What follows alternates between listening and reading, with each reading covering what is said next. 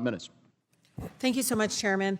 This is, I think, our third hearing on this. It's bizarre to me because, one of the things that I've been really appreciative of previous administrations and others been talking about, movement around, weatherization and, even manufactured homes doing the kind of upfront, and it does cost money up front, but it leads to reducing, reliance, high utility bills, energy efficiency leads to actually lower bills for many of the families, and they can't afford it. So it's not all going, right out the window when we don't have some of those investments at the front end. So it's really bizarre for me, and we continue to hear this as, oh, the whole housing crisis is because of this. I'm taken aback because we all know it existed before even the ESG even was invented or created. And so, I know in my district, for instance, the tax foreclosure crisis was just unbelievable. We had one of the worst tax foreclosure crises in the country. These are families that actually own their homes, but they could not pay for their property taxes. ESG had nothing to do with it, nothing. Actually, probably if it did, maybe there would have been some sort of best practices or policies implemented. But they're also acting like ESG is like binding. Is ESG binding? Ms. Nagy? It really depends on whether by law it is. Yeah, they decide. It's a standard, yeah. Is it binding? It depends on the legislation and possible litigation. I know, but right now, ESG policies, is it binding? Is it forcing people to, is it binding? It's not. It's advisory, right? It's like you should look into this.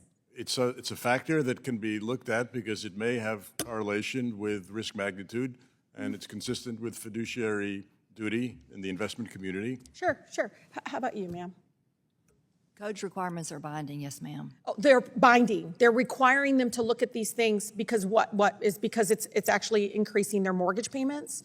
Is it increasing the cost of home? I mean, I don't understand. The 2021 Energy Code would increase the cost of a home. I think some of our members say about $31,000 in their area. So one of the things that my colleagues talk about is manufactured homes, and it's about 11%, I think. Is it 11%, Mr. Byrd? Like 11% of single-family homes are manufactured housing, is that correct? Yeah, from that to the mid-teens. Yeah. So one of the things that they were trying to advance is energy-efficient standards for manufactured homes, which many have claimed have made them unaffordable.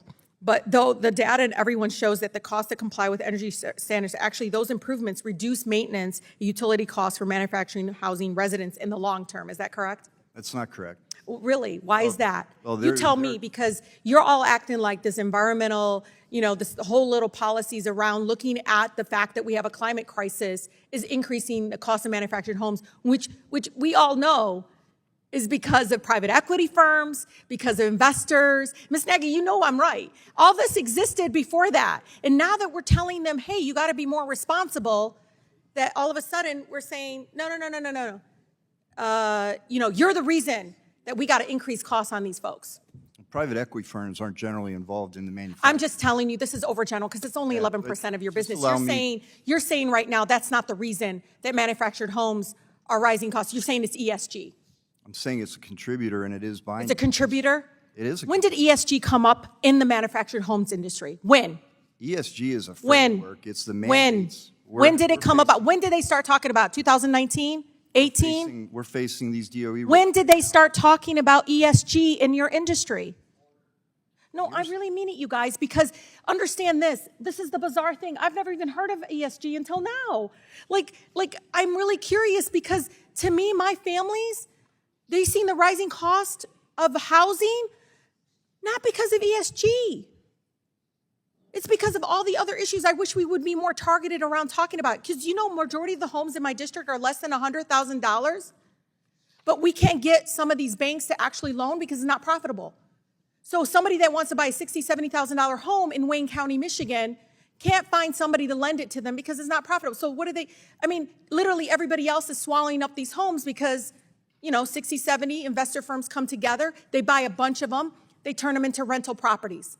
Where literally I have a block and like 2 people own their homes, the rest of them are literally renters. And they're paying way more, much more than what they would have paid if they had gotten a mortgage from some sort of banking industry. I say this, and I really don't want you all to see, I'm not disrespecting you all, but please don't make this about ESG. You're actually failing your members in your industry and literally your sector by focusing on ESG and not the root causes of why the cost of housing is going up in our country.